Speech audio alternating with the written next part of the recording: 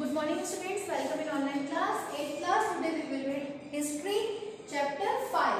When people rebel 1857 and after. कि जब जनता बगावत करने लगी, रिबेल करने लगी और 1857 की 58 के बाद में क्या स्थिति या कौन सी कंडीशंस यहाँ पे आने लगी, ठीक है। Now first topic is policies and the people, कि क्या पॉलिसीज थी वहां के लोगों की। And now second topic is nawabs lose their power, जो नवाब से उनकी पावर्स उनसे कैसे चली गई थी, अब कैसे अपनी पावर्स को छोड़ चुके थे, ठीक है। Let us discuss topic first policies and the people. कि इसके हमने पढ़ा था कि ब्रिटिश जब यहाँ पे आए थे तो यहाँ पे वो सिर्फ ट्रेड के लिए आए थे, लेकिन उनको यहाँ पे लगा तो वो धीरे धीरे यहीं पर रहने लगे और लोगों के ऊपर वो कंट्रोल करने लगे। तो धीरे धीरे जब उनको लगा कि उनके मन में ये माइंड में ये बात आने लगी कि कैसे हम यहाँ के इंडिया के लोगों को अपने कंट्रोल में कर सकते हैं। Okay, now first topic is policy and the people. In the previous chapter, you look at the policies of the East India Company and effect they had on the different peoples. कि इन previous chapters में हमने British India की जो policies थी उनके बारे में पढ़ा और उनका इफेक्ट यहाँ की पॉपुलेशन पे या पीपल्स के ऊपर क्या पड़ा, तो उसके बारे में हमने रीड किया था।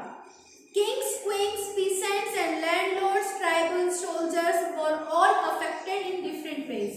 कि यहाँ पे राजा, किंग्स, क्वींस, सिपाही, पीसेंट्स, जमींदार वगैरह सभी उससे कहीं ना कहीं अलग अलग तरीके से इफेक्टेड, प्रभावित हुए थे।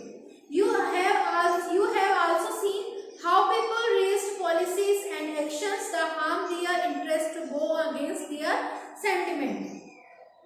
कि you have also कि ये आप देख चुके हैं कि जो पॉलिसीज यहाँ पे बनाई गई थी वो यहाँ पे पीपुल्स के वेलफेयर के लिए बनाई थी, जनता के हित में होनी चाहिए थी, लेकिन वो जनता के हित में नहीं थी।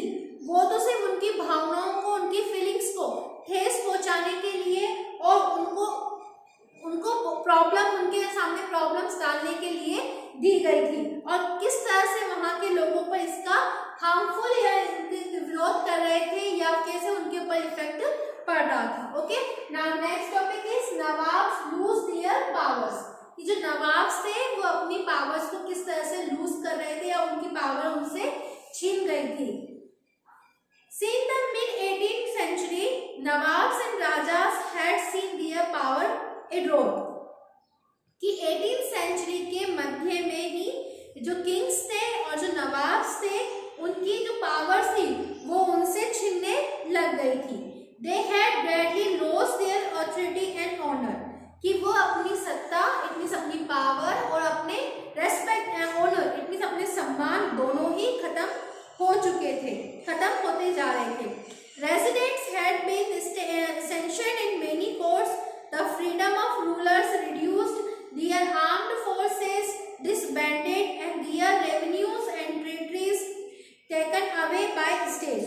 और स्थानीय जो वहाँ पे लोकल जो रेजिडेंट्स है, स्थानीय शासकों की जो फ्रीडम थी वो भी घटती जा रही थी और उनकी जो आर्मीज की जो थी उनको भी वो भंग कर रहे थे और वहाँ पे उनकी जो जितने भी एरिया जो जिनसे वो टैक्सेस रेवेन्यू कलेक्ट करते थे वो भी उनसे छीनते जा रहे थे। Many ruling families tried to negotiate with the company to protect their interest. कि बहुत सारे जो स्थानीय किंग्स शासक थे उन्होंने अपने हितों की रक्षा के लिए कंपनी के साथ में उन्होंने बातचीत भी की। मतलब इट मीन्स कि कुछ किंग्स जो थे, some kings are interacted with Britishers and some are they ignored them. कि बहुत सारे तो उनको उनके साथ में जुड़ जाते थे और बहुत सारे उनको इग्नोर अवॉइड करते थे। Their interest, for example, Rani Lakshmibai of Jhansi wanted to company to recognize her adopted son, the heir, and the kingdom after the death of her husband. कि झांसी की रानी जो लक्ष्मीबाई चाहती थी कि वो कंपनी को उनके पति की मृत्यु के बाद, जब रानी लक्ष्मीबाई का जो हस्बैंड की डेथ होने के बाद में उनके अडॉप्टेड जो उन्होंने गोद लिया पुत्र था वो उसको वहाँ का झांसी का न्यू किंग बनाना चाहिए, लेकिन जो ब्रिटिशर्स थे वो ऐसा करने गए थे। The adopted sun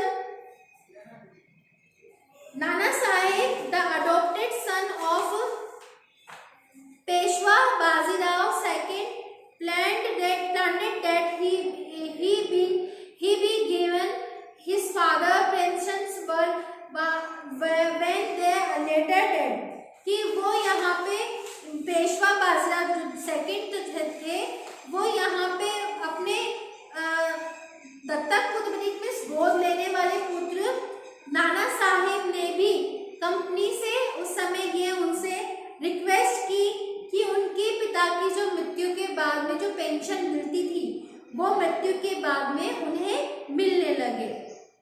the company confident of superiority and military power turn down this peace, लेकिन अपनी श्रेष्ठता और ताकत के नशे में जितने भी ब्रिटिश कंपनी थे उन्होंने उनकी इस रिक्वेस्ट को वहां से ठुकरा दिया कि पेशवा बाजीराव ने उनके पिता के डेथ के बाद में जो उनको पेंशन मिलती थी वो पेंशन मिलने के लिए बात की थी, जो उसके लिए उन्होंने एक यहाँ पे रिक्वेस्ट की थी, तो ब्रिटिशर्स ने उस रिक्वेस्ट को भी रिजेक्ट कर दिया था, ठुकरा दिया था। Awadh was one of the last territory to be annexed, कि अवध जो थी वो भी अंग्रेजों के कब्जे में जाने वाली जो कि लास्ट टेरिटरी आखिरी सियासतों में से थी। In 1801 the subsidiary alliances was imposed on Awadh, कि in 1801 में 1801 में अवध पर एक सहायक संधि जो थी वो थोपी गई, and 1856 it was taken away, और 1856 में वो अंग्रेजों ने उसे सबको अपने कब्जे में ले लिया। Governor general Dalhousie declared that the territory was being misgoverned and British rule was needed to ensure power administration, कि जो गवर्नर जनरल डलहौजी ने उन्होंने एक यहाँ पे ऐलान कर दिया कि रियासत का शासन ठीक नहीं चलाया जा रहा है और इसीलिए शासन को वापस सही करने के लिए ये सभी पावर ब्रिटिशर्स के पास में चली जाएगी, कि हमारे यहाँ पे जो हमारा जो एडमिनिस्ट्रेशन पावर जो है वो यहाँ पे सही तरीके से नहीं चल रहा है, तो वो अगर सही नहीं चल रहा है तो वो सारा कंट्रोल ब्रिटिश के पास में चला जाएगा। The company even began to plan how to bring the Mughal dynasty to an end, कि द कंपनी ने मुगल के शासन को खत्म करने के लिए भी पूरी तरह से एक योजना बना ली थी। The name of Mughal Kings was removed from the coins mind by the company, कि जो कंपनी के द्वारा जो यहाँ पे कॉइन्स सिक्के चलाए गए थे उन पर जो, क्योंकि उस समय क्योंकि मुगल एम्परर था तो वहाँ पे उन सिक्कों पे मुगल शासक के बादशाह का नाम था, तो वो उसको वहाँ से हटा देना चाहते थे, तो उन्होंने उसको वहाँ से हटा दिया। And in 1849 the Governor General Dalhousie announced that after of the death Bahadur Shah Zafar, the family of the king would be shifted out of the Red Fort and given another place in Delhi to reside in, कि 1849 में governor general Dalhousie ने ऐलान किया कि बहादुर शाह जफर की मृत्यु के बाद में बादशाह के जो परिवार है जो रेड फोर्ट से निकालकर उनको दिल्ली के दूसरी जगह पर उनको बसाया जाए, क्योंकि उस समय वो दिल्ली की रेड फोर्ट में रहते थे, तो उनको उनकी डेथ के आफ्टर डेथ उनको वहां से निकालकर उनको दिल्ली के दूसरे किसी इलाकों में रखा जाएगा।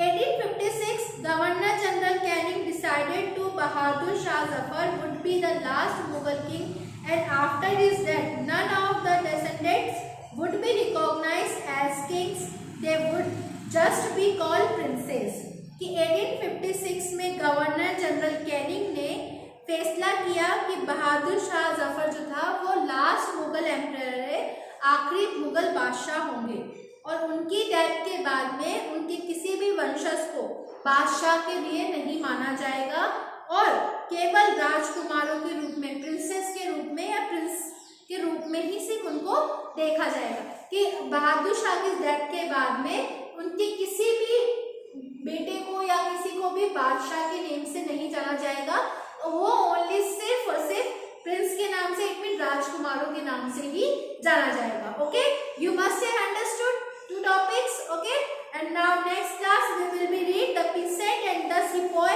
and response to the reformer. Okay, now thank you, have a nice day.